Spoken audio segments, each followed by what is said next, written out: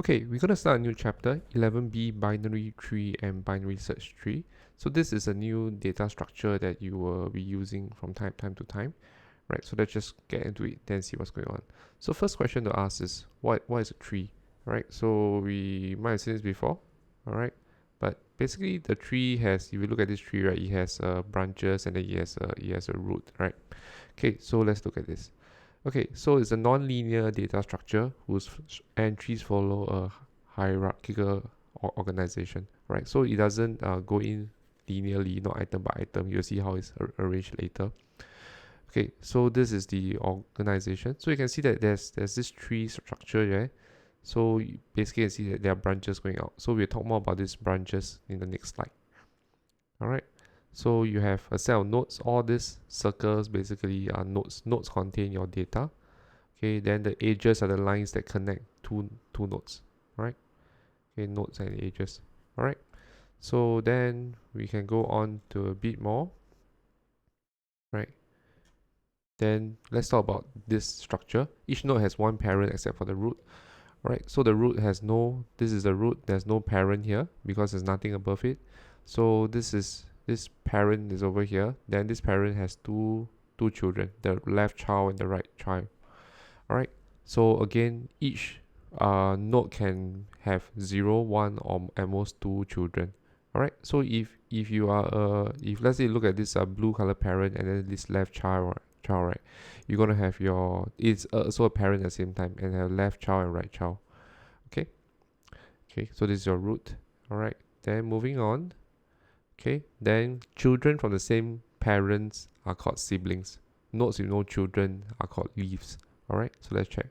Okay, so these are siblings. So this is your parent, and then this is the left child of this parent, right child of this parent. So these two are siblings.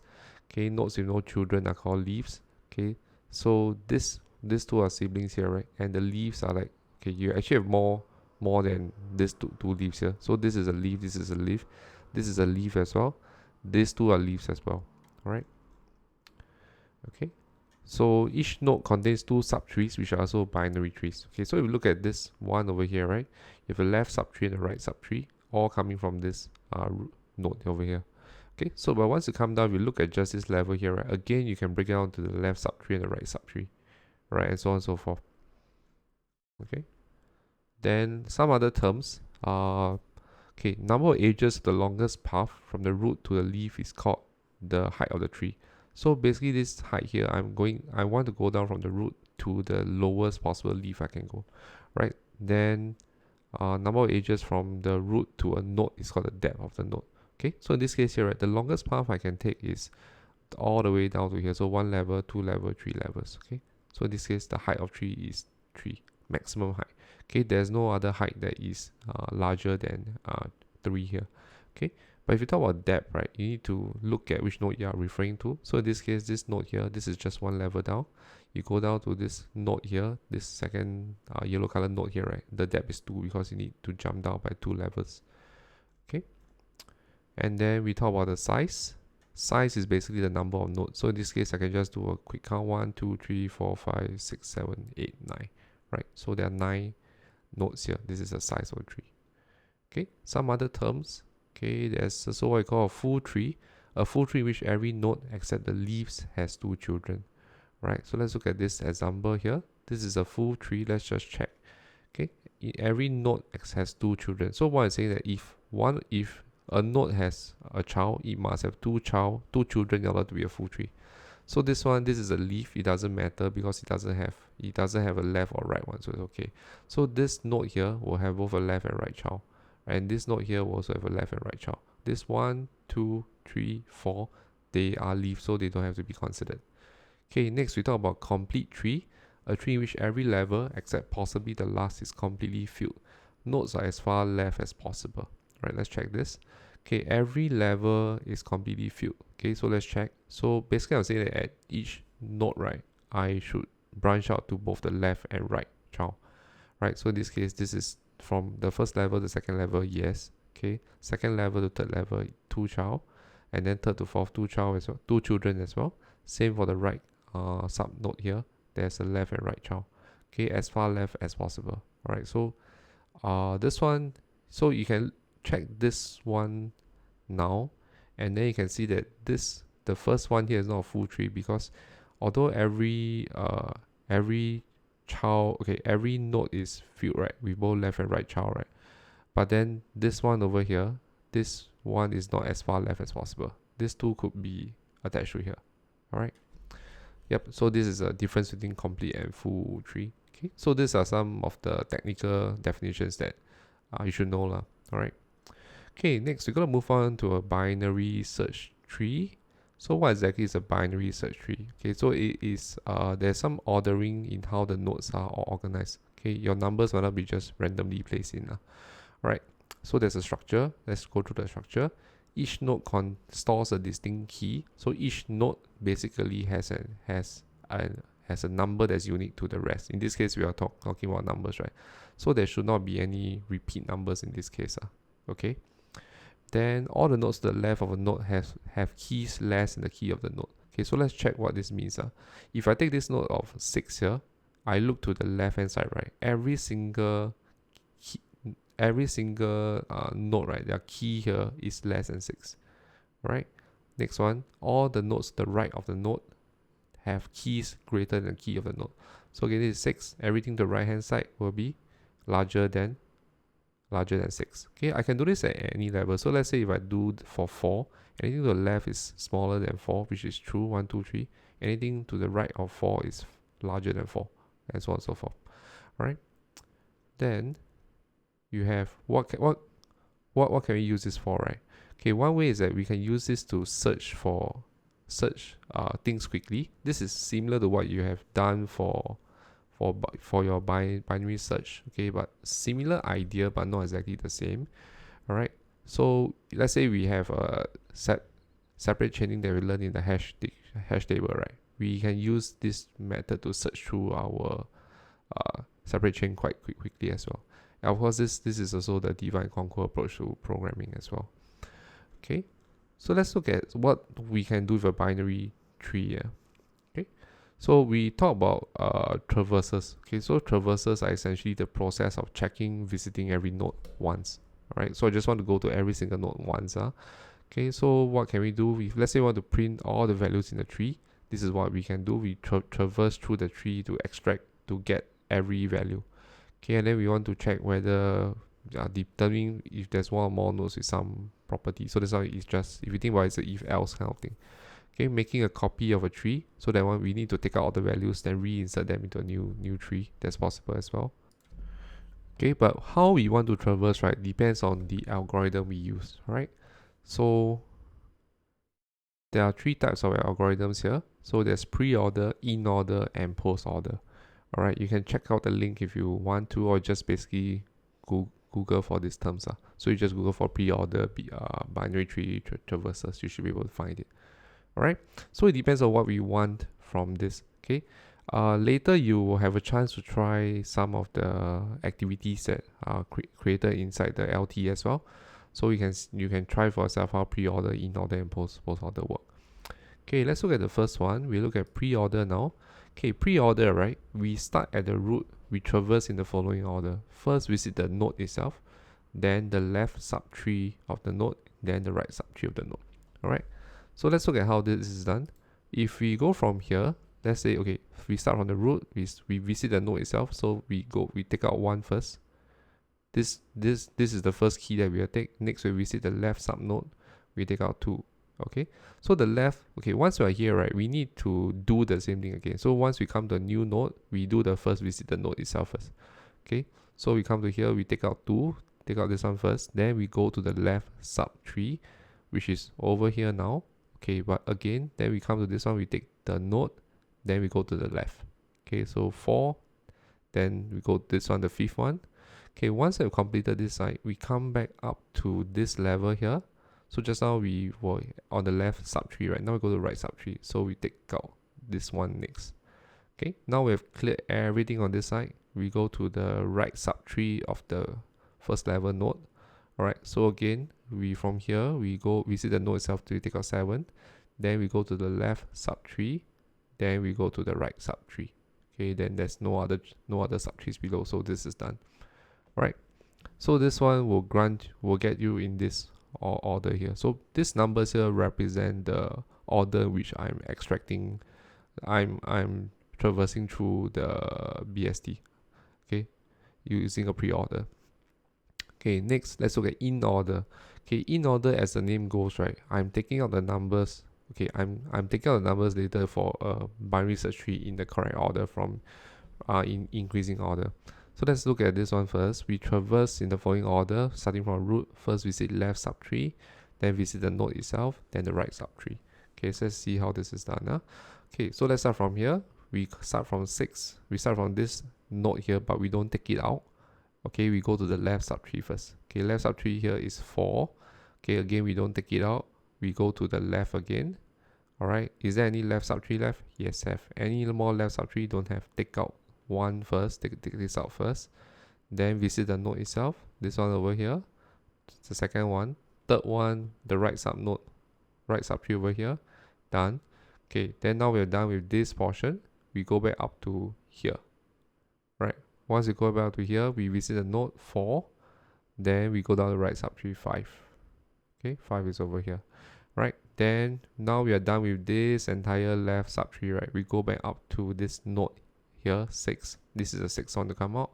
Then we go again to the right hand side now. Right hand side we go over here, 8. Then go to the left first, left, nothing below, come out to the node, set 8 and then 9. Right, so this is the order that you have. Right, next we have post order traversal. Visit left subtree, right subtree, and then visit the node itself. Left, right, then node. Okay, so let's see how this is done. Okay, so again, we come to this node here, we go left. We come to this node here, we go left. We come to this node here, we go left. Okay, nowhere else to go left anymore. So this is 1. Then visit the left subtree of this node. So take out 2. Then go to the node itself. 3, take out 3. Then I'm now over here. See where my cursor is moving. I go to 4 first. Okay, I take out 4, then I take out 5. Once I take out 5, I don't go to the node first, I go to the right subtree over here. Again, I go down, 6, the left subtree, 7, the right subtree, 8, the node, and then go back to 9. Okay, so it's important to get the idea of this. You need to practice it using the activities that we plan for you inside the LT. Okay, so what do we need to do for this binary search tree ADT? We need to write a few functions for this. Okay, so this is the basic structure of a tree. There's an entry, there's a left and there's a right. So this is your node, there's a left subtree and a right subtree. Okay, so the first one we need to write is quite simple. We just need to do a constructor. Okay, how to construct a tree. So let's have this function called define make tree. Okay, define make tree will take 3 arguments, entry, left and right, and then just return them as a list, entry, left and right. Okay, then of course once I have these 3 items, I can talk about accessing them. I need to access the left, the entry, the left and the right. So accessors are quite straightforward. Define entry 3, return 3 0, left branch return 3 1, right branch return 3 2. Okay, so not too difficult for that. Okay, then we also can have some predicates. Predicates basically tell you whether, in this case, you would just want it to return true false. So for example, if you want to have one of the useful predicate I have is empty tree. So I'm checking whether the tree is empty now. So this one is basically checking whether your particular node, is it a leaf? Okay, if it's a leaf, there's nothing below it. Alright. Okay, something else that's useful for us to write is also to check whether a particular value is within the tree itself. Alright, so this one you need to practice in your tutorial. Okay, then we also write some modifiers. Okay, let's say you want to insert a new entry into a tree. Okay, how does this go to? So remember, this x has to go in. You need to see whether x is bigger than the root. Then you can see if it's bigger, go right, smaller, go left, and so on and so forth. So basically, you need to cascade it down. Okay, next you can also remove an entry from the tree. Okay, remove entry. So this is an extra practice. So this is not fully required inside our syllabus, but it's good to know. Because when you remove, right, you have to be careful because you may need to shift the things below up as well. Alright. Okay, time complexity for ADT for BST, right, is O log n. Alright, so next page you'll see some, okay, so we're going to go on a little bit more to talk about what a balance tree is. Okay, so you look over here. A balance tree, right, is O log n assuming a tree is balanced. Unbalanced trees break the log n complexity. Okay, what does it mean? If I look at the balance tree, right, this is what I have. Okay, basically I'm looking for a balance between the two sides. I don't want any branch to go down very long compared to the rest. Okay, so I'll show you an example of a unbalanced tree. This is an unbalanced tree. Alright, so basically you can see that from the way it's inserted, right, basically you have only one path to go down.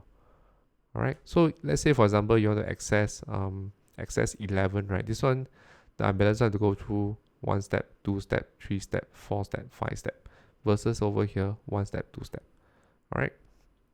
Okay, next page you'll see some math. Okay, but don't get too worried about it. Alright, just going to flash through the math and then you can try to understand your own eventually.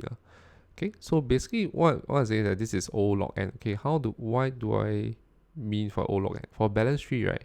If I come in from here, let's say I start over here, right? Let's say I'm trying to find 10.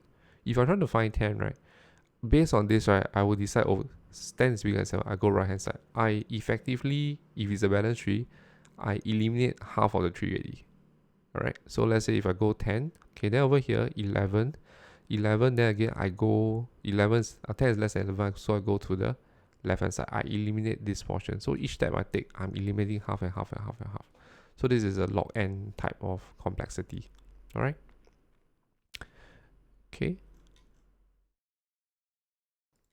Okay, so you can see some similarity between your binary search tree and binary search. Okay, so this is yeah, it works the same way lah. Alright, so basically half each time. Okay, but the thing about binary search is that you are required to have your list, right, or your sequence already arranged. Right, for binary search tree is different. If we create the tree structure first. Okay, so it might not come out arranged like C as this. Right? Okay, so let's talk about this. Okay, insertion entry to binary search tree. So again, I have these three numbers 1, 3, 5, 7, 1, 3, 5, 7, 9, 11. Okay, there are different ways I can insert them depending on where I start from. So let's say I choose to start from 7, right? And I insert, then subsequently it goes this way, right? So if the next number I insert is 3, then you go here. Then if the next number I insert is 9, it goes here. Then so on and so forth.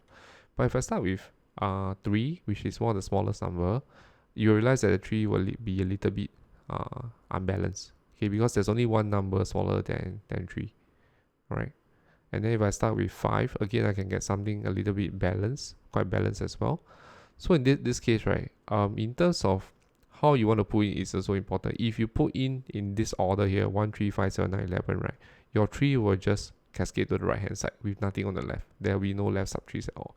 Then in terms of your efficiency, right, in terms of big O notation, right, it's not so efficient anymore because it's a step down. Alright. So again, there are techniques that you may want to consider when you want to insert consider the order of inserting the numbers in. Right. Okay. Next, okay, let's do a quick summary of what we have over here now. Okay, so other predicates we can use. We can check whether this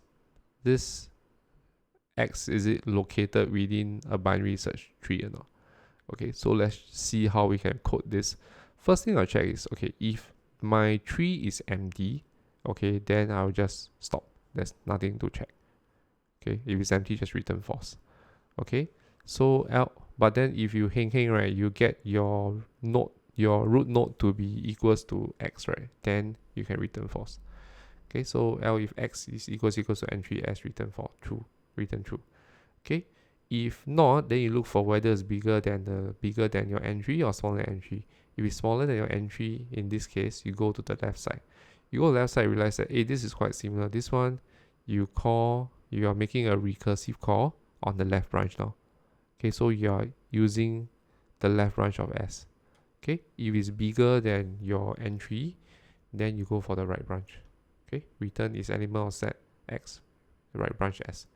So again, the searching for this, the time complexity for a balanced tree is O log n as well. Alright. Okay, so then balancing trees, this is something that is not fully on syllabus but good to know as well. Okay, so assuming your tree is okay, all log n is only true if your tree is balanced, but this is not balanced, right? So sometimes you keep on adding more stuff, right? Then you keep on adding more entries, you realize your tree is becoming unbalanced.